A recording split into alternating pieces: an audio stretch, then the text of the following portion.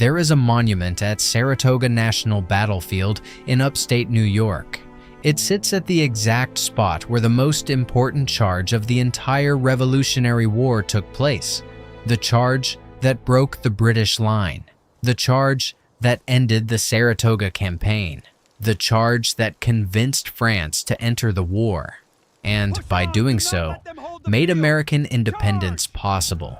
The monument is a carved stone pedestal. On top of it sits a single military boot. There is no name on the monument. Not an oversight, not a mistake, a deliberate choice. Because the man who made that charge, the man whose leg was shattered at that exact spot on that exact day, is also the man who, 3 years later, came closer to destroying America than any British general ever did. His name does not appear on the monument because the people who built it could not decide what to do with a man who saved the revolution and then tried to sell it. They chose the boot. They honored the wound. They erased the man. This is the story of that man. He marched 400 miles through the Maine wilderness in winter to attack Canada when everyone said it was impossible. He fought a naval battle on Lake Champlain that he knew he could not win, and lost it so skillfully that he saved the revolution anyway. He rode onto the Saratoga battlefield without orders, without a command, without anything except the absolute refusal to watch his country lose. And he turned the battle. He was, by any honest measure, one of the greatest combat commanders the American Revolution produced. He was also the man who sat across a table from a British officer in the darkness on the banks of the Hudson River and handed over the plans of West Point. The man who negotiated the price of his betrayal. The man who put a number on what America was worth to him. The question is not whether he was a traitor. He was. The question is how a man who was all of those things, the hero of Quebec, of Valcour Island, of Saratoga, became that. And the answer is one of the most complicated stories the Revolution produced. Because Benedict Arnold was not broken by his enemies. He was broken by the country he saved. To understand Benedict Arnold's betrayal, you have to understand who he was before it. Because the man who sold West Point to the British was not always the man history remembers. Before he was a traitor, he was something else entirely. He was born in Norwich, Connecticut in 1741 into a family that had once been prominent, but had fallen on hard times. His father, also named Benedict Arnold, was a successful merchant who descended into alcoholism and financial ruin. Young Benedict watched his family's social standing collapse. He watched his father publicly humiliated. He watched money, and the respect that came with it, disappear. This experience left marks that would define the rest of his life. He was apprenticed to apothecary cousins in Connecticut, learning the trade of medicine and commerce. When his apprenticeship was complete, he established himself as a merchant and pharmacist in New Haven, trading as far as Canada and the West Indies. He was aggressive in business, willing to take risks, willing to confront people who cheated him, willing to fight duels over matters of honor. He was also something rare for the era, physically exceptional. He was of medium height, but powerfully built, with dark eyes and a bearing that commanded attention. He rode horses brilliantly. He was fearless in dangerous situations. He had the kind of natural physical authority that drew men to follow him.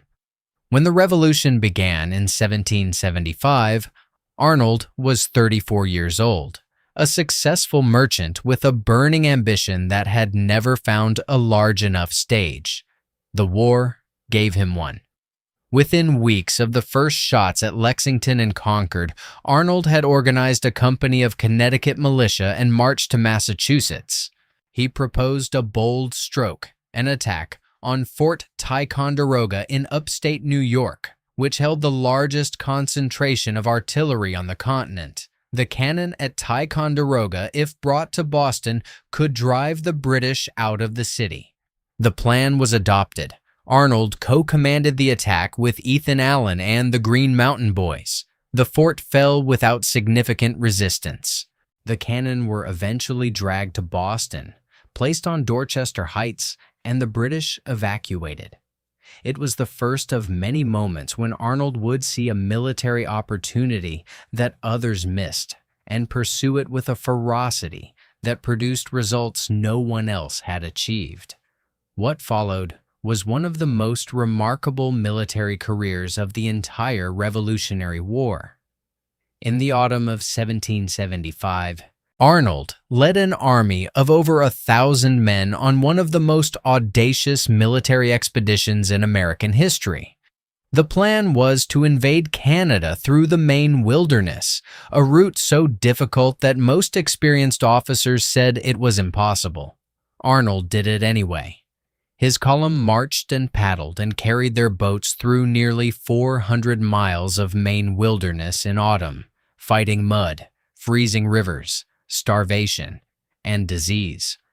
Men died. Boats were lost. The column that arrived at Quebec was barely half the size of the one that started, but it arrived. Arnold led the assault on Quebec on the last night of 1775. The attack failed. A falling musket ball shattered his leg. He lay in the snow as the assault collapsed around him, refusing to be carried to the rear until he had organized a defensive perimeter. He was 34 years old and had just led the most difficult wilderness military expedition in American history, been shot in the leg, watched his attack fail, and organized the survivors into a defensive position while lying in the snow. Congress promoted him to brigadier general. The following year, Arnold did something that historians have called one of the most important military actions of the entire Revolution, and it involved losing almost everything he had. On Lake Champlain in October 1776, Arnold commanded a small American fleet of improvised gunboats against a vastly superior British naval force. He knew he could not win. He knew his fleet would be destroyed. He fought anyway, for hours. He engaged the British fleet in a running battle that inflicted far more damage than anyone had a right to expect, before his remaining vessels were run aground and burned. The Battle of Valcour Island was, tactically, a complete American defeat. Arnold lost almost his entire fleet, and it saved the Revolution because the British fleet, delayed by the battle and weakened by the losses Arnold's hopeless resistance had inflicted, determined that it was too late in the season to continue the advance south. The invasion from Canada was postponed until 1777. That delay gave the Continental Army the winter it needed to survive, to recruit, to prepare. When the British advanced in 1777, the Americans were ready, and the campaign that resulted ended at Saratoga, where Arnold would perform his greatest feat and receive his deepest wound. The Saratoga campaign of 1777 is the turning point of the Revolutionary War. Every serious military historian agrees on this. The British surrender of nearly 6,000 men at Saratoga in October of 1777 convinced France to enter the war openly, which transformed the conflict from a colonial rebellion into a global war that Britain could not sustain. Benedict Arnold was at the center of it, and what happened to him there explains almost everything that followed. The American commander at Saratoga was General Horatio Gates, a cautious, politically skilled officer who was popular in Congress and understood how to manage his own reputation. Arnold, serving under Gates, was brilliant, aggressive, and almost incapable of managing his own reputation at all. The two men despised each other. At the First Battle of Freeman's Farm in September 1777, Arnold led a series of attacks against the British positions that inflicted serious casualties and prevented what might have been a decisive British breakthrough. It was fighting of exceptional quality, the kind that only a commander willing to lead from the front could produce. Gates wrote his report of the battle to Congress without mentioning Arnold's name. The insult was deliberate and devastating. Arnold confronted Gates. They argued violently. Gates relieved Arnold of his command. Arnold sat in his tent furious, while the campaign continued around him. On October 7th, the Second Battle of Freeman's Farm, also called the Battle of Bemis Heights, began. American forces were engaging the British on multiple fronts. The fighting was intense but inconclusive. Arnold, officially without a command, could not stay in his tent. He rode onto the battlefield without orders. He rallied troops who were faltering. He led charges that broke British positions. He rode into the thick of the fighting repeatedly, his presence electrifying men who was on the edge of retreat. Near the end of the day, a musket ball struck his horse, which fell on his leg, the same leg that had been wounded at Quebec. The leg was shattered. The British surrendered 11 days later. Congress gave Horatio Gates the credit for Saratoga. Gates received the adulation, the medals, the public celebration. Arnold lay in a hospital bed with a leg that would never fully heal. His command stripped, his contributions unacknowledged. This was not the only time Arnold had been passed over, dismissed, or denied recognition. Congress had promoted 5 other officers to Major General before Arnold, despite his seniority and combat record. His requests for reimbursement for legitimate expenses had been questioned and delayed. Subordinates who disliked him had filed formal complaints against him. Every slight added another layer to a grievance that was becoming something dangerous. In 1758, Washington gave Arnold a command that seemed like a reward, the military governorship of Philadelphia, which the British had just evacuated. It was the worst possible assignment for a man with Arnold's temperament. Philadelphia was not a battlefield. It was a political environment full of competing factions, Continental Congress delegates, social hierarchies, and the complicated loyalties of a city that had spent a year under British occupation. Running it required exactly the skills Arnold did not have: patience, diplomacy, the ability to manage competing interests without making enemies. Arnold made enemies. He used his position as military governor to engage in business dealings that his critics accused of being corrupt. Some of the accusations were exaggerated or politically motivated. Some were not. He used military wagons for personal shipments. He issued passes that benefited his business partners. He lived lavishly on a military salary that could not support the lifestyle he was pursuing. The Pennsylvania authorities filed formal complaints against him with Congress. The charges were investigated. A court-martial was ordered, and then he met Peggy Shippen. Peggy Shippen was 18 years old when Arnold was appointed military governor. She was beautiful, socially brilliant, and the daughter of a prominent Philadelphia judge who had walked a careful line between loyalism and patriotism throughout the British occupation. During the British occupation of Philadelphia, Peggy had been the center of British social life, attending the elaborate parties and events organized by British officers, including the lavish farewell celebration for the departing British commander that became known as the Mischianza. She was also, almost certainly, already in contact with British intelligence. Arnold fell completely in love with her. He was 37, she was 18, and he courted her with the same intensity he brought to everything else: letters, gifts, declarations of devotion that seem almost desperate in their urgency. They married in April of 1779.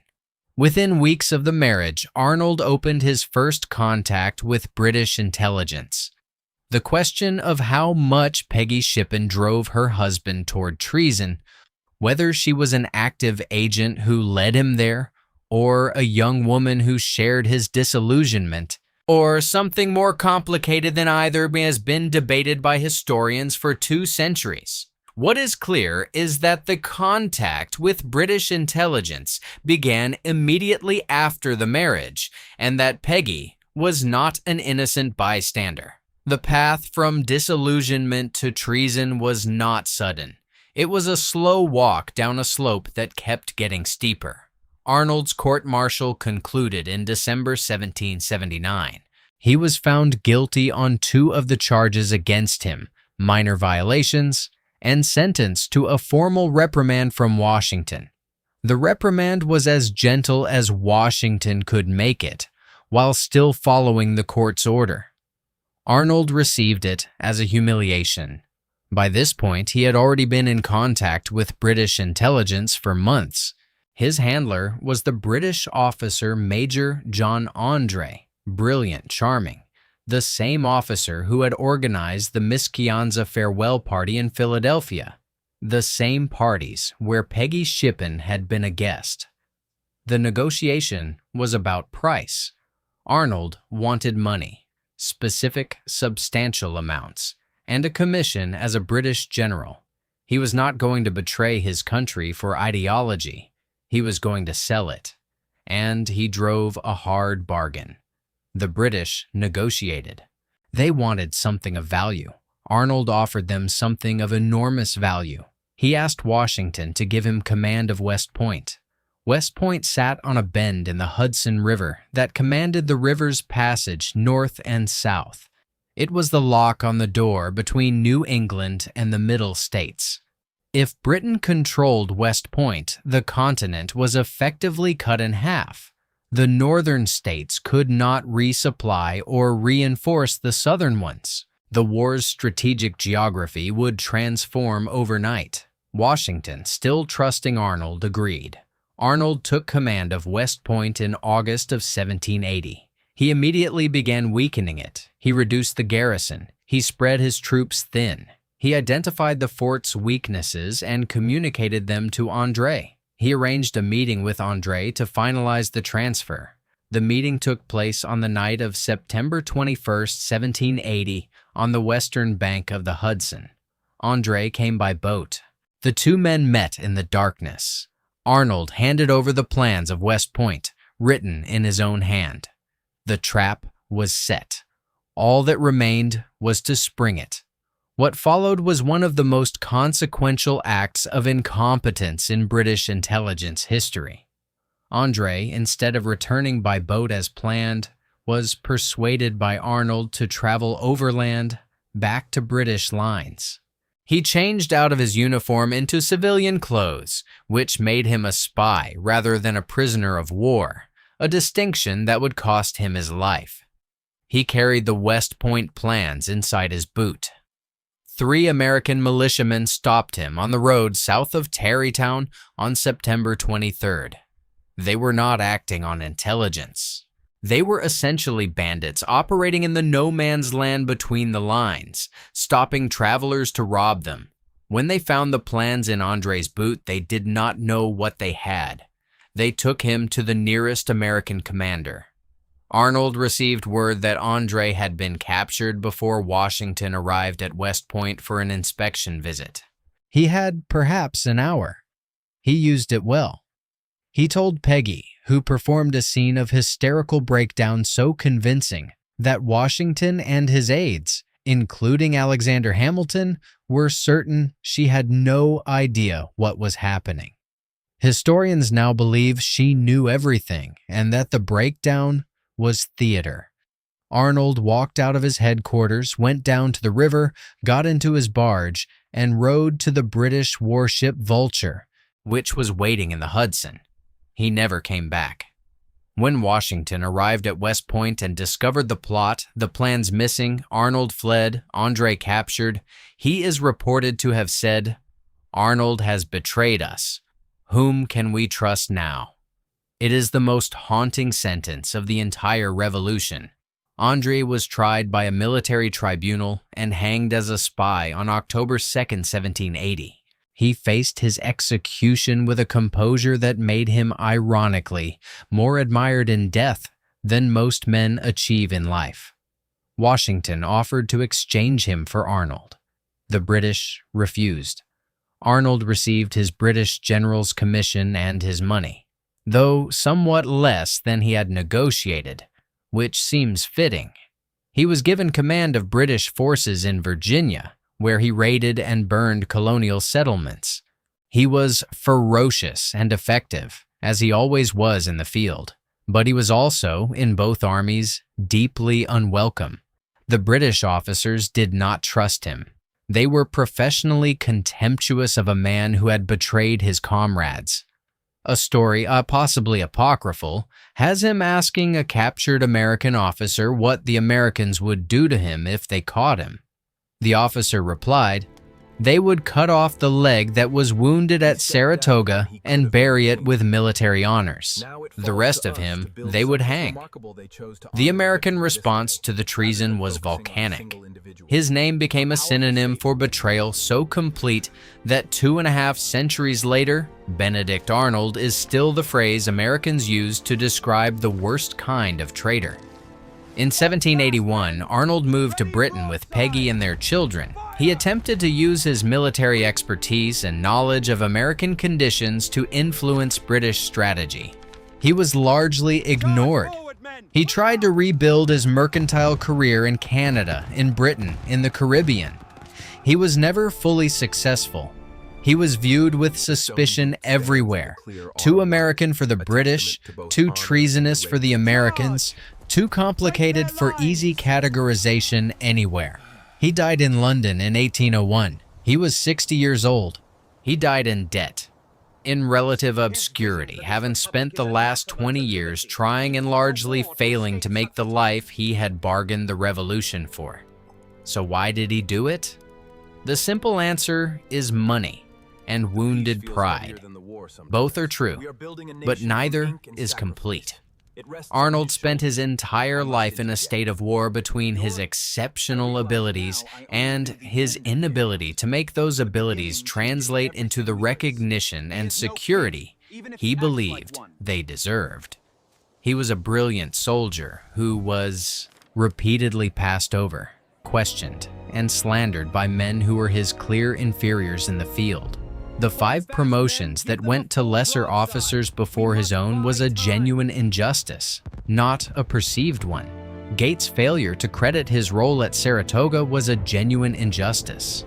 The Pennsylvania court-martial, driven partly by political enemies and personal animosity, was a genuine injustice. He was also genuinely in financial trouble, in part because he had spent his own money on military operations and never been fully reimbursed, and in part because he lived beyond his means and made questionable business decisions. The lifestyle he was trying to maintain in Philadelphia was not sustainable. And then there was the marriage. Peggy Shippen was connected to British intelligence before she married Arnold. Whether she guided him toward treason or simply shared his journey into it, her presence accelerated everything. But underneath all of it was something harder to name.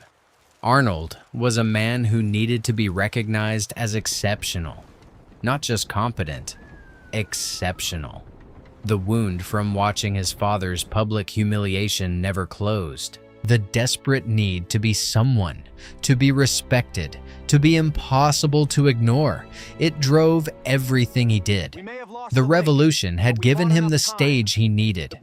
And then the revolution had failed to give him what he felt he had earned. That failure transformed a hero into a traitor. And the transformation, once complete, was irreversible.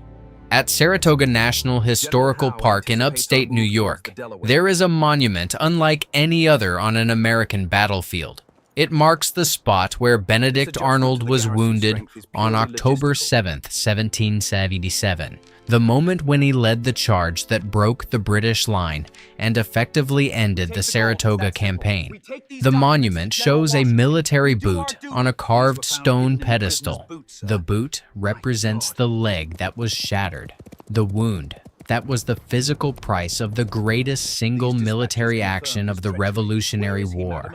There is no name on the monument, because the man who performed the action is also the man who, 3 years later, tried to sell the revolution he had saved. The anonymous boot is the most honest monument at Saratoga. It honors what was done without honoring who did it. It separates the act from the man because the man made that separation necessary. Benedict Arnold saved the revolution twice, at Valcour Island and at Saratoga. He then came within days of destroying it. Both of these things are true simultaneously. He was America's greatest hero and its worst traitor. Not one and then the other. Both. At once. In the same life. If that contradiction makes you uncomfortable, it should. Because the history that is only comfortable is the history that is only partially true. This is the full story. And the full story is always harder than the simple one. If this changed how you think about Arnold, as a hero, as a villain, or as something too human to fit in either category, hit subscribe. Every week on Reckoning, we cover the full history behind the wars, decisions, and rivalries that shape the world you live in. Drop a comment below. Was Benedict Arnold a traitor, a victim of the system he served, or something more complicated than either?